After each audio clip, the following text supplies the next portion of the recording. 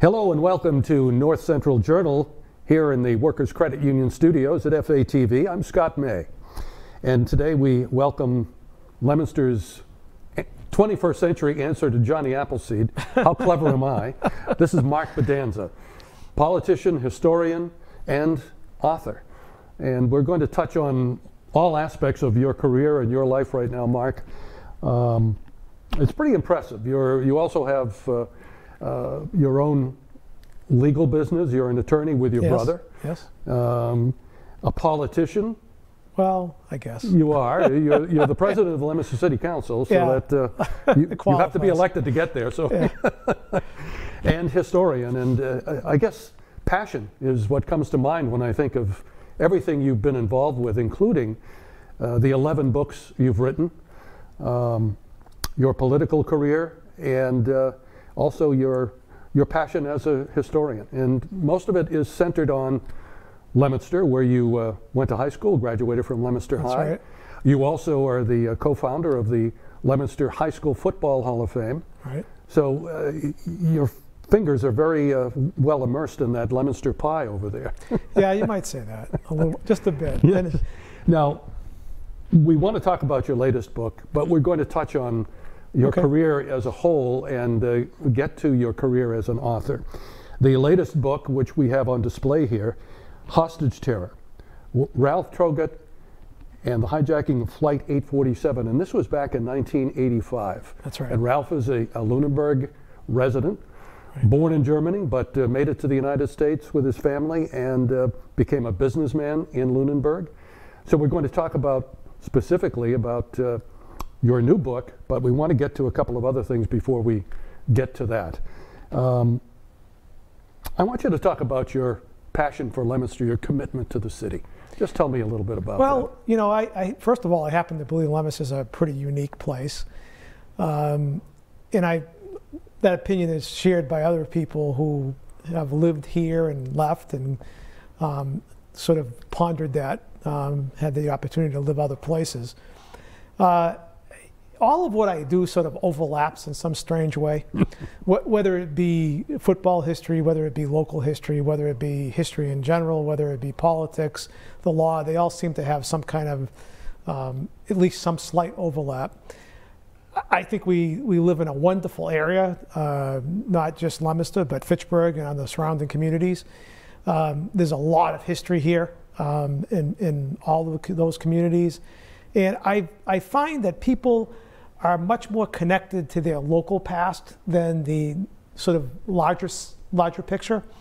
And you know, interestingly enough, this weekend at the Johnny Appleseed Fair, the principal of Leominster High School announced to me that they are going to institute a Leominster history course at the high school as a required to graduation course. Wow. Which really excites me. Are you going to be a teacher now too? Well, you know, I certainly will consult them over it, but I think that's really important because when people just have a greater sense of interest in their local past. And when I find the things that I come across because they interest me, I like to share them with other people, and I've noticed that they enjoy when I do. So that's a lot of what's fueled all of this, really. You know, when I think of you, and we've known each other for a few years, I don't think of you as a politician. So tell me how you got yourself into Leominster politics. Well, I was city solicitor way back in 1990 through 1993. Mm-hmm. And that was a very interesting time. It involved the Pyramid Mall, which is a huge 150-store mall that was planned for South Leominster. Never materialized, but was planned at the time. 3 school additions all being constructed at once, that 2 of which went bad. Mm-hmm. And then there was the industrial park in Fitchburg that raised a lot of heckles around the reservoir. And Steve Perla's administration, who I worked for, was largely involved in litigation on all fronts. So it was an introduction to local politics. And then, of course, Dean Mazzarella got elected, and I happened to be working for Jack Mahan at the time. And, you know, city solicitors are typically serve the particular mayor that they, you know, and sometimes politically you become a casualty to a change in office. So I was out of the local political scene for a long time, not, you know, really in some ways an antagonist to Mazzarella. And then in 2007, I got involved with the library, or actually before that, library project, construction project. Dean and I started talking to each other. We started developing working relationships, and got involved in local politics a little bit with respect to that. And then Bob Savatelli, who was the Ward 4 councilor in Leominster, decided he was going to move up to councilor at large, serve a term or two, and then retire. And he asked me if I would take the job, his job, that he was vacating. And I don't know why I did it, but I finally decided to do it. Some people thought I was crazy. In particular, God rest his soul, the late comptroller, John Richard, thought I was nuts to do it. But after a time, he made me promise him that I wouldn't leave. So I guess that was a good testament to my effectiveness as a city councilor. Well, you're the chairperson of the Leominster Library Board of Trustees. You're also on the Board of Trustees of the Historical Commission. So, Society. I'm sorry. You have your fingers in a lot of what's going on in Leominster, as I said before, and I want to talk about your passion, because that's what it is, about Leominster. And I know you touched on it, but let's talk about that. Looking into the history of the city of Leominster, and something you've done in several of the books you've written. Yeah, it started with the fourth grade, really. I mean, they used to teach back in those days. I was part of the curriculum in local history, and I was fascinated by it. I was also fascinated by the public museum that used to be on the older section of the Leominster Library on the second floor. As a child, I can remember walking downtown and taking in that museum and just being awestruck by all of the natural history exhibits and the local history exhibits. And then in 1969, I was always a football fan. I went to the Thanksgiving game that was played in Leominster. I was 13, very impressionable. Got to sit in Louise Doyle's seats by quirk of fate in the press box for that game. It was the 75th anniversary of Leominster-Fitchburg. And I idolized Bobby Mativia, who was a Leominster halfback at the time. And he put on a clinic that day, and Leominster upset Fitchburg, who was undefeated, by a score of 40-18. And in the program to that anniversary game, John Joyce, the assistant principal from Leominster High School, very articulate man, wrote a wonderful piece about the first Leominster-Fitchburg game of 1894. And also in that program was a bunch of old historic photographs from football back in those days, in the early years of the 20th century. And I must have read and looked at those photographs so many times. And then in 2009, I had written some local history plays, and I decided to do a bigger play and decided to reenact the first Leominster-Fitchburg game in the pasture at the Doyle Reservation up on Lindell Avenue in Leominster. Started to write a program so people would understand what they were looking at, because football back then was very different, as well as the history of the series between Leominster and Fitchburg. Discovered soon that I couldn't constrain it to a program. Decided to write a book that I thought would sell 100 copies to my family and friends. But more importantly, I wanted to have that stuff that I found in one place that someone in the future could access. You know, some student or someone interested in this series could go somewhere and say, oh, look, all this stuff is in one place. And I said, they'll put it in the Historical Society, they'll put it at the libraries, and it'll be there for the future. Well, that sold, I think, more than 2,000 copies just at the local Barnes & Noble store. I was amazed, surprised, to say the least. And people were calling me an author, and I was saying, what do you mean author? I wrote this book, but I'm not sure I'm an author. And it just one thing led to another. And that was a game that forged rivals. Correct, 2009. Yes, and I think that's when we first met, because at the time I was working at WPKZ Radio, and I think we had you on to talk about that book. That's right. Yeah. So, and that's one I've read.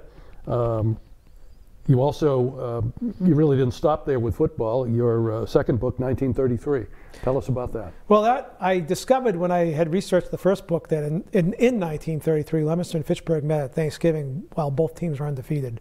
Both teams had amazing football squads, and it's the only time it's ever happened in the whole series. We're up to 139 games now. That's right, yeah. So it's never happened before. So I decided to reenact that game. There was one living member of the 1933 Fitchburg High School football team, Bill Mackey, lived in Worcester, went and visited him and his son, who was in his 70s. Bill was in his 90s. He came to the game, watched it be the reenactment game played at Doyle Field. And I wrote a book to go along with that game too. Well, 1933 was a big deal locally for football because there was some incredible players. Fitchburg, as I said, had Bill Mackey, who was probably one of the best that ever played at Fitchburg High. And Leominster had Ronnie Cahill, who was equally good. And they were both amazing, humble people. And I'm just awestruck by that. And it really gives me a shiver to this day how amazing those men were and those teams were. And so a lot of other things were happening. The Depression was at its nadir. Yeah. Pro football was reinvented with a real championship game for the first time that year. In 1934, as a result of the 1933 season, Lou Little coached Columbia University to a huge upset win over Stanford on January 1st, 1934 in the Rose Bowl.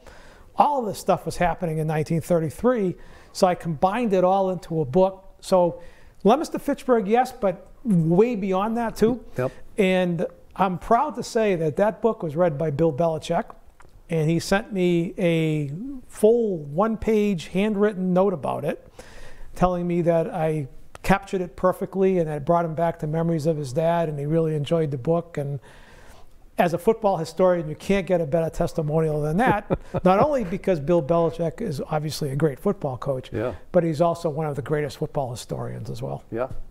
Now, the third football book, Rivals. Right. Again, Fitchburg Leominster. Yeah, it came much later. You can't stop. Well, that really was the result of a fellow from Gardner who was sort of my counterpart up there, named Mike Richard, also a reporter, Yeah. a writer for the Telegram and Gazette, now retired. I casually said to him, because he had researched every Gardner game going back for years and years. I casually mentioned to him one day, yeah, maybe I should do that for Leominster Fitchburg someday. You know, do a box score and maybe a little squib on each Leominster Fitchburg game played. Well, he showed up a couple months later. He did it, and I said, and I had it for a couple of years, and I said, you know, I got to publish this. So I wrote about a 20,000-page introduction to it, and then the rest of the book, I went and actually retraced the steps and read every newspaper article, talked about sometimes I might have remarked about the size of the crowd on a particular year, or how many, you know, what the weather was like, or a special event that was going on in connection with the game, or some little point of interest. The box score, who scored the points, who was the star of the game, and obviously who won and who lost and all of that.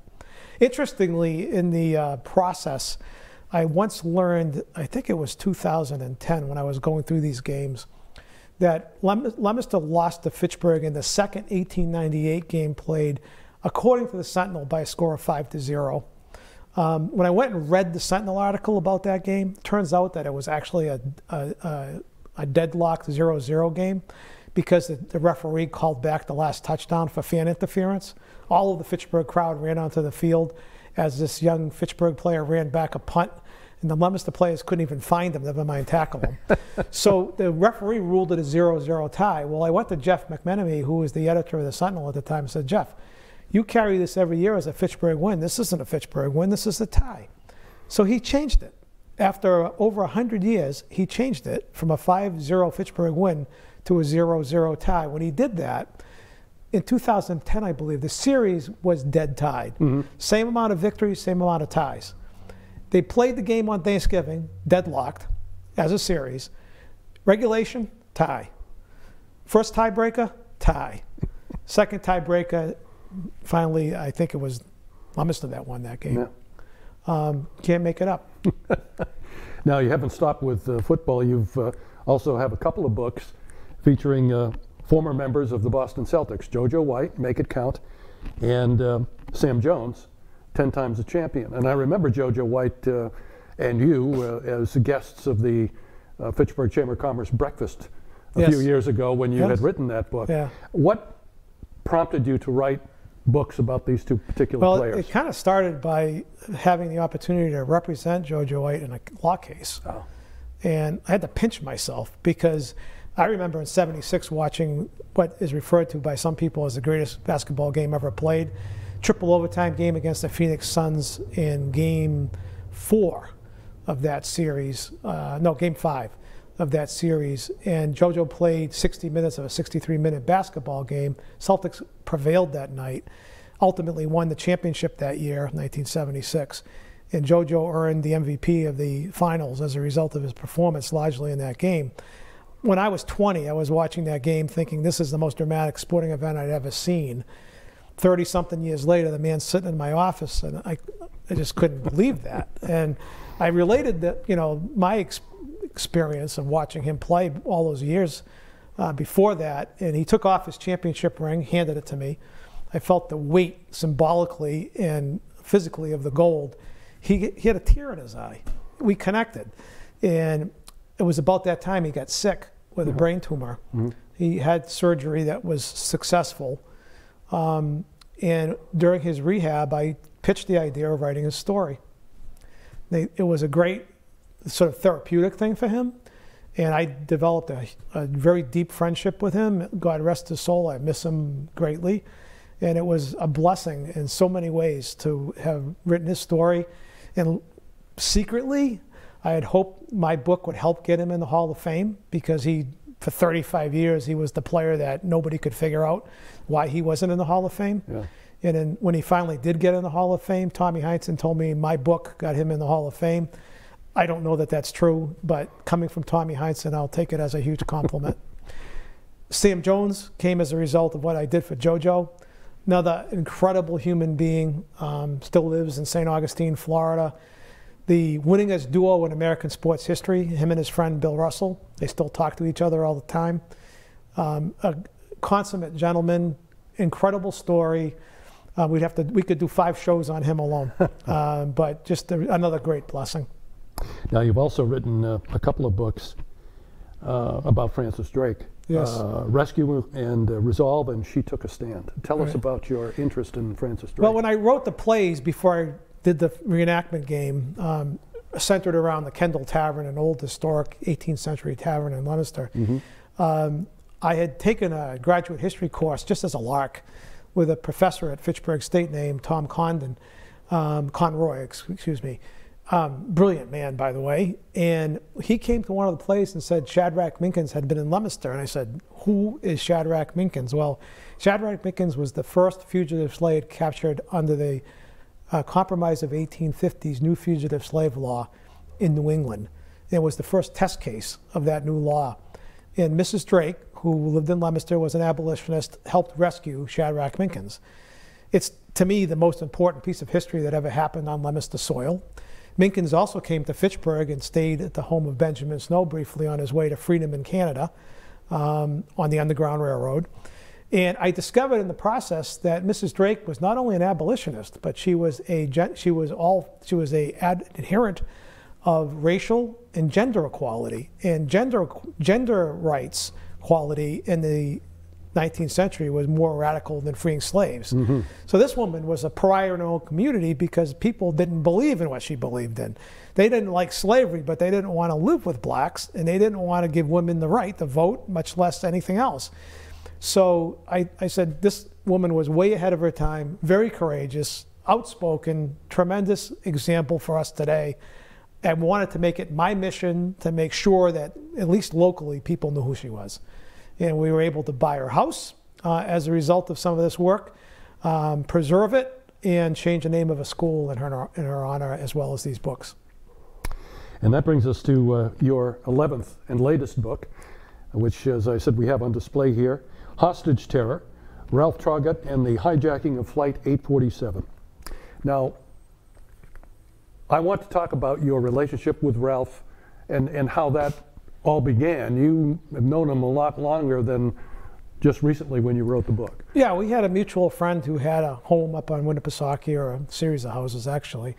And Ralph would be the guy that lit off the fireworks every 4th of July. And, you know, I met Ralph probably a year or two after the 1985 hijacking, and I knew of the broad outlines of the story, but I never really asked him about specifics. I figure sometimes when people go through something like that, they've told the story so many times that if they want to tell you, they'll tell you, and otherwise just leave it alone. Mm-hmm. So we used to talk about Germany, and always liked Ralph, and I had occasion to help him out with a small zoning issue that he had, and I started thinking about it, saying, Ralph, did you ever consider writing a story about this? And the time was right, all these years later. And we committed to doing this project maybe about 2.5 years ago. Got going on it probably about 1.5 years ago or so. It sat for a while because of COVID. Mm-hmm. And it's been out now for about a month. Now, this happened in 1985. Ralph was on a plane that took off from Athens, Greece. Right. The number of hostages held was 39, is that correct? He and 38 others? When the plane was hijacked, there were many more. I think there was about 141 or 142 passengers. This plane, after it was hijacked, flew around the Mediterranean for 3 days, back and forth from Algiers to Beirut 3 times. And over the course of these various landings, women, children, older folks, Greek nationals were all let off the plane. So at the end of the day, when the plane finally landed for the last time, there were 39 men being held on the tarmac in Beirut. 3 of those 39 were the flight crew, which stayed on the plane for the whole ordeal.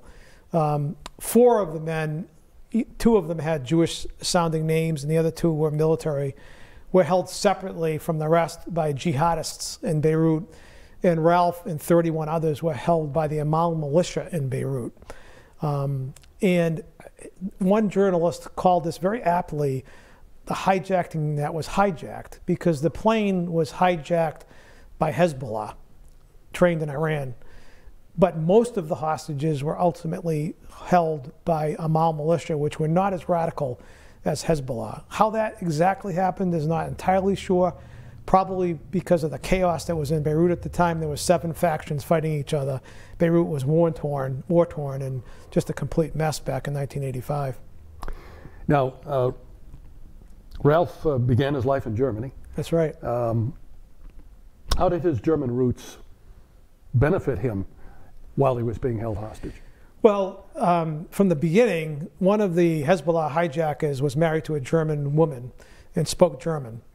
And when they discovered that Ralph had a German passport, there was some German exchanged between them. And, I think that probably did help Ralph in some ways on the plane. Ralph lived in Germany till he was 12, has lived in the United States ever since, mostly in Lunenburg, Massachusetts.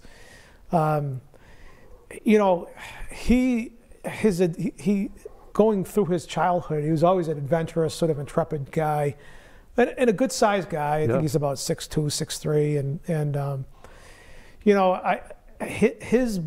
I'm not sure this book could have been written back in the 80s. Ralph was criticized in some ways for his role in what this became. And when he ended up with the Amal militia, he wanted to know why they were doing this, and they appreciated that he wanted to genuinely listen to what it is they were trying to complain about. Not all of the hostages had that same approach. Many were frightened out of their pants and were in fetal positions. Sure. Some were just upset. But Ralph said, look, I'm here. I might as well learn something about why I'm here and what's going on in the Middle East. And they took a liking to him. And part of it was survival. So, I think what he did helped mitigate the problem to some degree. And the Reagan administration says, we're not going to pay, we don't pay for hostages being released. I can tell you, all right, I've studied this from Thomas Jefferson to the present day. Governments, Western governments, as well as the United States, pay hostage takers. They have from the beginning, unfortunately, and they all, or fortunately, they always will. There's a quote printed at the very beginning of the book from the author of The Art of War. Now, tell us about that quote and how it applies to your story of Ralph. Well, you got to define your battles, and I think Ralph said, I got to understand my enemy here, and understanding your enemy is half of the sort of trip, the journey to winning the war, and I think that's what Ralph did intuitively in this crisis. I mean, you know, one of the demands for these hostage takers was releasing 735 Amal militiamen held by Israel. And, you know, the United States government wants to tell you that there was no linkage between that demand and the fact that the those Amal militiamen were ultimately released. Well, that's a bunch of bunk too.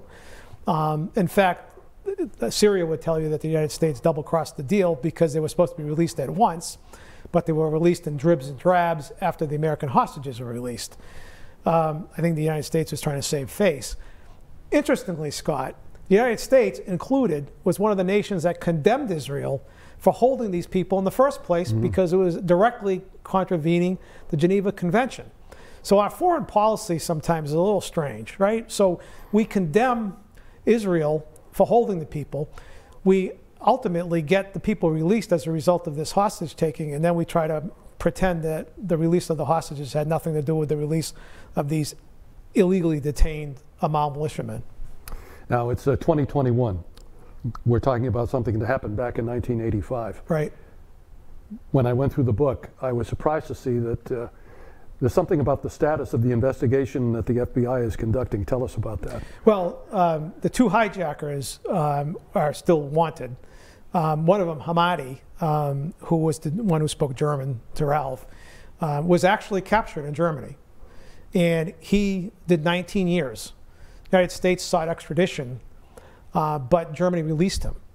And the reason Germany released him is because shortly before he was released, there were Germans that were captured in Syria by Hezbollah, and there was a demand made for his release, and the German citizens were exchanged for his release. The United States wasn't too happy about it. And he's at large to this day. It's still wanted by the FBI, still on the most wanted list, still an active investigation if you ask the FBI, and until the day he's confirmed to be dead, that will continue unless they capture him. He was tried in Germany when he was imprisoned in Germany, and Ralph actually attended the trial as a witness. Had a chance to take a look at him. Now, speaking of Ralph, what's he up to today? Still operating his car dealership on Route 2A in Lunenburg that he was back in 1985. You know, has been a successful businessman all these years, and you know, loves life, and you know, he has that quality. You know, he likes meeting people, and is a good listener as well as a good conversant. And I've gotten, you know, even more friendly with him. When you write someone's bio, Scott, you get very close to them. Yeah. And that's what's true with JoJo and Sam Jones, and certainly true with Ralph as well. The book is Hostage Terror, Ralph Traugott and the Hijacking of Flight 847. And Mark, congratulations. Thank you. On your career, Thanks. on your passions, on your family. Thank you. Children and grandchildren. And it's always a pleasure for me to sit and have a conversation with you, and very much enjoyed it. I'm glad you were able to come. Well, I appreciate you having me, and you know, we have some wonderful access television stations in this region, and they do an amazing job, and I've been a guest here on FTV a number of times, and I'm always pleased to come here. Thanks again, Mark. Thank you.